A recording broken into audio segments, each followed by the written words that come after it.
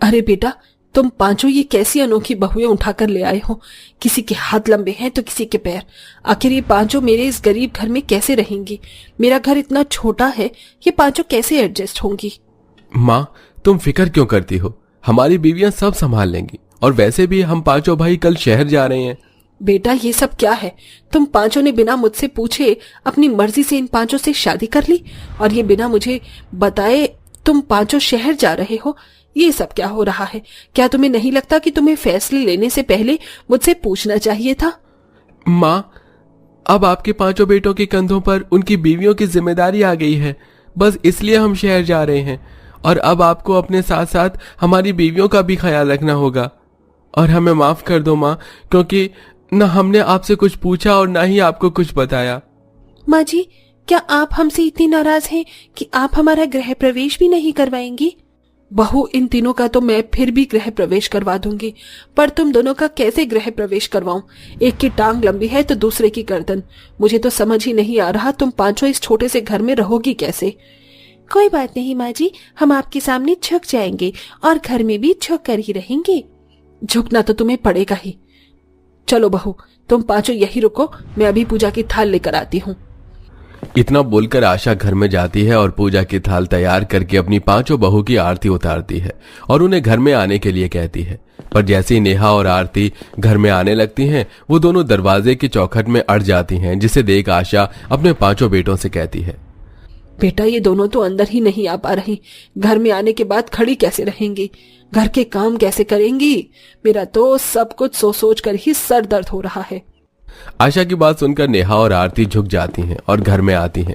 घर की छत काफी नीचे थी, जिस वजह से वो दोनों आते ही जमीन पर बैठ जाती हैं। तो वहीं दूसरी ओर शीला को खाने की खुशबू आती है और अंजलि को कुछ सामान बेचने वाले की आवाज आती है। आसपास में कुछ अच्छा बन रहा है, बहुत अच्छी खुशबू आ रही है मुझे। अच्छा माँ जी, आपको दही भल्ले खाने हैं क्या? अगर आपको खाने हैं तो आप मुझे बता दो, मैं आपको दिला दूंगी, क्योंकि अभी 5 मिनट में हमारे घर के बाहर दही भल्ले वाला आ जाएगा। देख ले बेटा, तेरी बीवी खुले आंखों से सपने देख रही है। एक को खाने की खुशबू आ रही है तो एक को चूड़ी वाले की आवाज सुनाई दे रही है।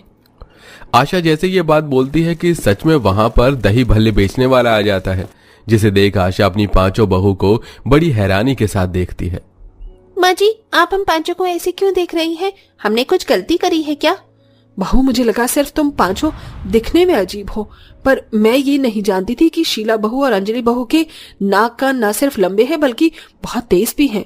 माँ, अब आपको समझ में आया हमने इन पांचों से क्यों शादी करी। आप इन पांचों की जिस कमियों को देखकर मुंह बना रही थी, हमने उन कमियों में इनका वो टैलेंट देखा है जो शायद किसी ने नहीं देखा। अगर देख लिया होता तो आज ये पांचों हम भाइयों की बीवियां न होती। रवि की बात सुनकर आशा कुछ नहीं बोलती और मुंह बनाकर घर से बाहर चली जाती है और घूमते घूमते आम के बगीचे में चली जाती है। आम के पेड़ से कुछ कच्चे आम तोड़ने लगती है, पर हाइट कम होने की वजह से वो आम तोड़ नहीं पाती। गांव के शैतान बच्चों ने नीचे के सारे कच्चे आम तोड़ लिए, अब इतने ऊपर के आम कैसे तोड़ूं मैं? दीदी, हमें भी आम के बागीचों में जाना चाहिए। माँ जी खेत में है, उन्हें आम तोड़ने में दिक्कत हो रही है। फिर तो माँ जी को मेरी जरूरत है, मुझे जल्दी जाना होगा। हाँ सरोज, जल्दी जाओ। इतना बोलकर सरोज अपनी सास के पास जा पहुंचती है और अपने लंबे हाथों से सारे कच्चे आम तोड़ लेती है, जिसके बाद अंजलि आशा के साथ घर आती है और आम काट कर उसे सूखने के लिए रख देती है।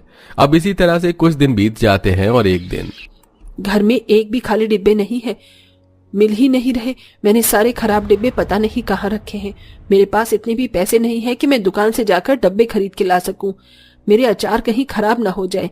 इन अचार को बनाकर ही तो मैं मार्केट में बेच पाती हूँ और कुछ पैसे कमा पाती हूँ। माँ जी, आप फिक्र क्यों करती है? आपकी 5 बहू है ना, मैं अभी आपका काम आसान कर देती हूँ। नेहा बैठी बैठी अपनी लंबी गर्दन से घर का हर एक कोना देखती है, पर उसे कहीं भी खाली डिब्बा नजर नहीं आता। जिसके बाद वो बाहर आकर घर की छत पर देखती है और उसे कुछ खाली डिब्बे नजर आते हैं। अब जल्दी से नेहा सरोज को बुलाती है और सरोज अपने लंबे हाथों की मदद से वो खाली डिब्बे उतार कर अपनी सास को दे देती है। थैंक यू बहू, मेरी मदद करने के लिए।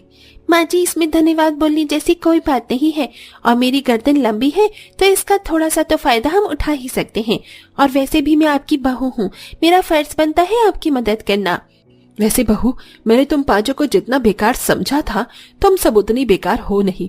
तुम पांचों दिल की बहुत अच्छी हो और घर के काम भी बहुत अच्छे से कर लेती हो। माँ जी, हमें खुशी है कि आपने हमें अपना लिया। हाँ बहू, तुम पांचों ने मेरा दिल जीत लिया। अच्छा बहू, आज मंदिर में कीर्तन है, बहुत बड़े बड़े गायक आ रहे हैं कीर्तन करने के लिए मंदिर के बाहर, और वहां पर बहुत भीड़ भी लगी होगी। अगर हम लोग जल्दी जाएंगे तो ही आगे जगह मिल पाएगी, इसलिए तुम पांचों तैयार हो जाओ। हाँ माँ जी, बिल्कुल, हम पांचों अभी तैयार हो जाती हैं। इस तरह आशा की पांचों बहुएं तैयार होने लगती हैं, पर उन्हें तैयार होने में समय लग जाता है। और जब तक वो लोग मंदिर पहुंचते हैं, वो देखते हैं कि काफी भीड़ जमा हो चुकी है। और क्योंकि आशा की हाइट बहुत कम थी, इसलिए उसे मंदिर में हो रहा प्रोग्राम नजर नहीं आता। बहू, मैंने तुम पांचों से कहा था समय से तैयार हो जाओ, पर फिर भी तुम पांचों ने मेरी एक नहीं सुनी। देखो मंदिर के बाहर कितनी भीड़ लगी हुई है, और पीछे खड़े होने की वजह से अब मुझे कुछ नजर ही नहीं आ रहा। पर माँ जी, मुझे सब नजर आ रहा है। बहू, तुझे तो सब नजर आएगा ही। तूने अपने पैर देखे हैं? हाँ माँ जी, मुझे मालूम है कि मेरे पैर बहुत लंबे हैं, पर आप फिक्र मत करो, मैं आपको ऊपर उठा लेती हूँ, फिर आपको भी सब नजर आएगा। क्या बहू, तू मुझे ऊपर उठाएगी? अरे लोगों ने देखा तो क्या सोचेंगे? माँ जी, आप इतनी दूर से आई हैं यहाँ का कीर्तन देखने के लिए, इसलिए ये सब मत सोचो। इतना बोलकर आरती अपनी सास को ऊपर उठा लेती है और आशा मंदिर में हो रहे कीर्तन भजन को आराम से देखती है। अब इसी तरह से कुछ महीने बीत जाते हैं और पांचों बहू इसी तरह से घर के सारे काम करती और आरती की मदद करती। ऐसे ही एक रात आशा के पांचों बेटे गांव वापस आ रहे होते हैं, पर घर से कुछ दूरी पर एक ढाबे के बाहर ही कुछ गुंडे उन पांचों को घेर लेते हैं। अरे देख, तेरे पास जो कुछ है चुपचाप से सब निकाल और हमें दे दे, वरना हम तेरा खेल यहीं खत्म कर देंगे। माँ जी, हमारे पांचों पति गांव में आ चुके हैं और वो पांचों मुसीबत में हैं। उन्हें कुछ गुंडों ने घेर लिया है और उनके आसपास से बर्तन की आवाज आ रही है, पर मुझे समझ नहीं आ रहा कि वो पांचों कहाँ हैं। हमें जल्दी से जाकर उनकी मदद करनी होगी। मुझे खाने की खुशबू आ रही है, हो ना हो वो आसपास के किसी ढाबे के पास हैं। तुम सब रखो, मैं घर के बाहर जाकर देखती हूँ कि हमारे पति कौन से ढाबे के बाहर हैं। इतना बोलकर नेहा घर के बाहर जाती है और अपनी लंबी गर्दन की मदद से अपनी पांचों पतियों को ढूंढती है, और वो देखती है कि अगली गली में ही एक ढाबे के बाहर उनके पांचों पति हैं, जहां गुंडे उनसे उनका सामान छीन रहे हैं। ये देख नेहा अपने परिवार से कहती है, माँ जी, हमारे पति अगली गली में जो भुक्कड़ का ढाबा है ना, वहां पर हैं। हमें जल्दी से चलना चाहिए, उन्हें हमारी मदद की जरूरत है। इस तरह आशा अपनी पांचों बहू के साथ उस ढाबे पर आती है और वहां जाते ही सरोज अपने लंबे हाथों की मदद से उन गुंडों को पकड़ लेती है, और आरती अपनी लंबी टांगों से उन गुंडों को इतना जोर के लात मारती है कि वो सारे गुंडे वहां से काफी दूर जाकर गिरते हैं। इस तरह पांचों बहू मिलकर अपनी पतियों की रक्षा करती हैं और वो सब सही सलामत घर आ जाते हैं।